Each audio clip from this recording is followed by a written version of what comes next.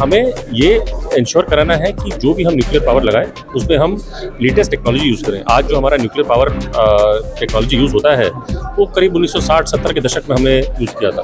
सिर्फ अमेरिकन के लिए भी अगर इतना बड़ा ड्यूटी लगा देंगे तो आपको इंडिया को तो कष्ट होगा ही। ये जो इवेंट चल रहा है it's very very important and useful for Bharat America के मौजूदा टैरिफ विवाद के बीच दोनों देशों की साझेदारी से जुड़ी एक अच्छी खबर सामने आई। भारत स्थित अमेरिकी दूतावास में प्रधान वाणिज्यिक अधिकारी जियाओबिंग फेंग ने मंगलवार को ऊर्जा सुरक्षा साझेदारी के मामले में भारत के साथ काम करने की अमेरिका की प्रतिबद्धता की बात दोहराई। नई दिल्ली हयात रेजेंसी में आयोजित Indo American chamber of commerce यानी IACC के तीसरे ऊर्जा शिखर सम्मेलन में मुख्य अतिथि अभिषेक Bhatia, doctor Arun Kumar Nayak, doctor R Shrikant ने क्या कुछ कहा, आपको वो भी सुनवाते हैं। सर, जैसे आज इंडो अमेरिका का ये जो सेशन किया गया है उसमें आप क्या कहना चाहिए कि क्या मुद्दे देंगे? एक्चुअली ये सबसे इम्पोर्टेंट है। अमेरिका दुनिया का सबसे धनवान देश आज है और इंडिया सबसे धनवान होने के लिए भी ट्राई कर रहा है and energy is the heart of everything. So Indo US chamber of commerce जो इधर कर रहा है third energy summit is a very very important event. This will take both the countries और propel both the countries to come together. साथ ही आके technology deploy करना है, all advanced technologies, so that India का एम्बिशन जो सबसे धनवान है $35 trillion by 2047 and low carbon energy और डिकार्बन इंडिया ये पॉसिबल है। क्या लगता है कि जो आज जैसे भारत का जो ग्रोथ है अगर उसमें किस लेवल पर आप उसको देख रहे हैं भविष्य की? अभी जो लास्ट 75 ईयर्स आप देखें इंडिपेंडेंस का बाद अभी तक और growth is very small because अभी हमारा इकोनॉमी 4 ट्रिलियन तक है। हमको 35 ट्रिलियन पहुंचना है, दैट मीन्स ऑलमोस्ट 8-9 गुना बढ़ना है। 8-9 गुना बढ़ने के लिए तो बहुत एनर्जी चाहिए, 8-9 गुना एनर्जी भी चाहिए। इफ नॉट 8-9 गुना एटलीस्ट आज का जो है 3-4 गुना तो एनर्जी मिनिमम चाहिए, नहीं तो नहीं हो पाएगा। एंड इतना energy that to clean energy जो है उसके लिए एग्जिस्टिंग टेक्नोलॉजी काम नहीं करेगा। उसके लिए नया टेक्नोलॉजी चाहिए, इनोवेशन चाहिए, इन्वेस्टमेंट चाहिए, सप्लाई चेन चाहिए, प्राइवेट इन्वेस्टमेंट चाहिए। प्राइवेट सेक्टर का जो आई विल से दैट उनका इम्प्लीमेंटेशन इस पे रोल्स बहुत है एंड ये जो इवेंट चल रहा है it's very very important and useful for क्या उम्मीद करते हैं आप इससे? आगे फ्यूचर में क्या उम्मीद करते हैं? वेरी फ्यूचर जो प्रधानमंत्री जी हमारा जो विजन है अभी अगस्त 15 को जो अनाउंस किए थे कि ये 100 गीगावाट न्यूक्लियर बनाएंगे through opening of the atomic energy sector to private, that is a very welcome and stepping stone towards that. जैसे ये इवेंट में मीटिंग में डिस्कस हुआ कि हमको 2500 गीगावाट की तरफ चाहिए, तो 100 gigawatt is the starting point, but बहुत जल्दी एक्सेलरेटेड मैनर हमको और आगे जाना चाहिए so that $35 trillion economy possible. क्या लगता है कि $35 ट्रिलियन कितना समय आप लगा रहे हैं? मुझे तो लग रहा है कि सब कुछ संभव है provided we all have the very positive mind. जैसे हमने भी बताया अगर हिंदुस्तान का सब पब्लिक जागृत रहे कि न्यूक्लियर का बिना ना ही देश का प्रगति हो सकता है, डेवलप्ड इंडिया हो सकता है कि डिकार्बन हो सकता है। अगर ये माइंड में रिकॉर्ड हो जाएगा ईच एंड एवरी इंडियन तो संभव है। जी सर, जैसे ये आज इंडो अमेरिका के नाम से जो है कोई कार्यक्रम चल रहा है, जैसे क्या उम्मीद लगती है कि भारत को किस पर देखना चाहिए? देखिए ये बहुत कठिन क्वेश्चन है आज के ज़माने में, मतलब एकदम इंडो अमेरिकन क्या होगा कैसे होगा ये किसी को कुछ पता नहीं है।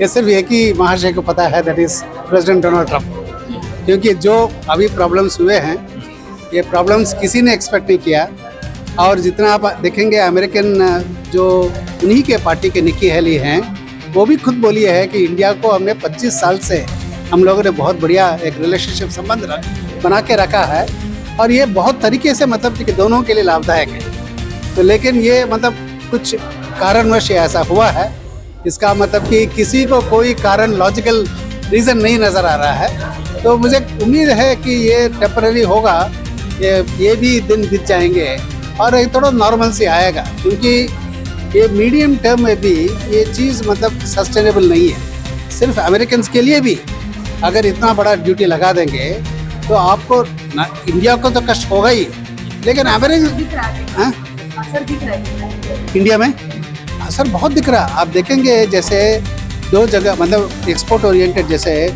मैं तमिलनाडु से, आप जाएंगे तिरुपुर, कोयम्बतूर, ईरोड, ये जो है जितने टवल्स बिकते हैं वॉलमार्ट में वो सब यहाँ से जाते हैं। तो जितने मतलब टी शर्ट्स बिकते हैं अमेरिकन स्टोर्स में वो सब वहीं से बनते हैं, बेडशीट्स वहीं बनते हैं। तो ये क्या है, ये वहाँ पर हज़ारों लोग पर्टिकुलरली महिलाएं काम करते हैं सब फैक्ट्री में, और एक एक फैक्ट्री मतलब वर्ल्ड क्लास है, एकदम क्वालिफाइड है और सभी लोग अच्छे ट्रेनिंग, अच्छे फैसिलिटीज़ हैं। ये सब लोग अभी ऑर्डर बंद हो गया। ऑर्डर बंद होने से, क्योंकि ऑर्डर वो लोग क्या करते हैं दिसंबर के लिए अभी से ऑर्डर देते रहते हैं। अभी क्रिसमस वहाँ कैसे होगा लोगों को नहीं मालूम, क्योंकि सब ऑर्डर बंद हो रहा है अभी, तो ये वहाँ के लोग जो है थोड़ा कष्ट होगा। ये थर्ड एनर्जी समिट था, क्या कुछ आज विशेष बातें की गई गवर्नमेंट में और जो लास्ट सेशन था? देखिए, एक विशेष बात यह है, ये तो ज़रूर सामने आया कि ये एटॉमिक एनर्जी अमेंडमेंट एक्ट और civil liability nuclear damage act, इनको अमेंड करने में और देरी नहीं लगना चाहिए। बहुत उम्मीद था और बहुत पत्रकार, बहुत सारे न्यूज़पेपर्स इसके ऊपर लिखे, हम भी बहुत दिन से काम कर रहे हैं कि ये अमेंडमेंट होगा, ये बिल जो है पार्लियामेंट में आएगा, पार्लियामेंट में बहस होगा और सभी पार्टी इसको डिस्कस करके अच्छी तरीके से एक एक्ट लाएंगे करके बहुत उम्मीद था। ये अचानक मतलब कि कैसे मतलब कि ये डिले हो गया, इसका मतलब कि कोई रीज़न बाहर नहीं आ रहा है। एक ही उम्मीद हम लोग रखे हुए हैं कि जो इंडिपेंडेंस डे के दिन प्रधानमंत्री जी आपने रेड फोर्ट से जो भाषण दिए हैं उसमें खास करके बोले हैं न्यूक्लियर पावर को हम प्राइवेट सेक्टर में लाना है और उसके बिना मतलब न्यूक्लियर पावर इंडिया में जितना गति से बढ़ना चाहिए उतने गति से नहीं बढ़ेगा। तो वो प्रधानमंत्री जी बहुत एकदम इसके ऊपर आप ध्यान दे रहे हैं।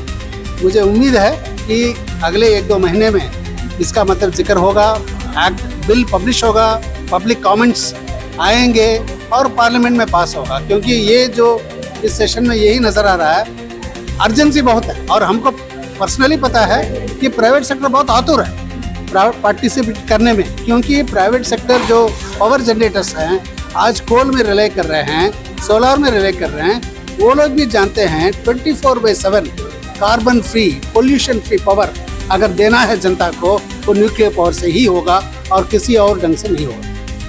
जी, आज इस प्रोग्राम के बारे में जो आज सेशन हुआ है, लास्ट सेशन है, इसमें क्या क्या मुद्दे रहे, फिर क्या लगता है? आज परमाणु ऊर्जा पे काफ़ी विचार विमर्श हुआ और हमारे हिसाब से परमाणु ऊर्जा एक बहुत ही इम्पोर्टेंट सोर्स है भारत की ऊर्जा के लिए। ये मैं थोड़ा इंग्लिश में बोलूँगा कि एनर्जी ट्रांजिशन की बात होती है इंडिया में एनर्जी ट्रांजिशन नहीं चाहिए, एनर्जी जनरेशन चाहिए, बिकॉज हमारा डिमांड ही इतना ज़्यादा है एंड उसमें nuclear power can play an very important role. ये बहुत ही महत्वपूर्ण हिस्सा होगा उसका। हमें ये इंश्योर कराना है कि जो भी हम न्यूक्लियर पावर लगाएं उसमें हम लेटेस्ट टेक्नोलॉजी यूज़ करें। आज जो हमारा न्यूक्लियर पावर टेक्नोलॉजी यूज़ होता है वो करीब 1960-70 के दशक में हमने यूज़ किया था। उसके बाद second generation, third generation, fourth generation nuclear technology आ चुका है, वो हमें यूज़ करना चाहिए। वो सेफ़ भी है, वो हमारे लिए अच्छा भी है and it produces much more power for India's capacity and needs. जिस तरीके से अभी 15 अगस्त को प्रधानमंत्री ने न्यूक्लियर के ऊपर अच्छे एक बात भी बोली, तो लग रहा है आने वाले कितना टाइम में चीज़ पे काफ़ी पॉजिटिव रिस्पॉन्स दिख रहा है।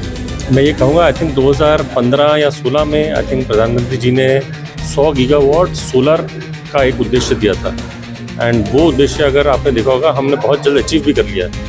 सिमिलरली इस बजट में वहाँ से स्टार्ट हुआ था, प्रधानमंत्री जी और फाइनेंस मिनिस्टर ने 100 गीगावाट न्यूक्लियर का सेम टारगेट हमें दिया गया है। आई थिंक वो हमें हमारी जो सरकारी कंपनी है न्यूक्लियर पावर कॉरपोरेशन प्लस जो प्राइवेट कंपनीज हैं उन दोनों को मिल के अचीव करना है एंड मेरे को पूरा विश्वास है कि हम उसको बहुत जल्दी अचीव कर पाएंगे। अगर अचीव हो जाता है तो कैसे भविष्य? उज्ज्वल भविष्य, विकसित भारत भविष्य। आई थिंक हमारा टारगेट यही होना चाहिए कि हमारा टारगेट है कि 2047 तक विकसित भारत हो, वही हमारा उद्देश्य होगा। IACC ऊर्जा शिखर सम्मेलन नवीकरणीय ऊर्जा, हाइड्रोकार्बन और असैन्य परमाणु सहयोग में अवसरों का पता लगाने के लिए एक मंच के रूप में कार्य करता है। साथ ही इस क्षेत्र में द्विपक्षीय व्यापार और निवेश को मजबूत करता है। प्राइम टाइम हिंदी से अर्जुन सिंह की रिपोर्ट।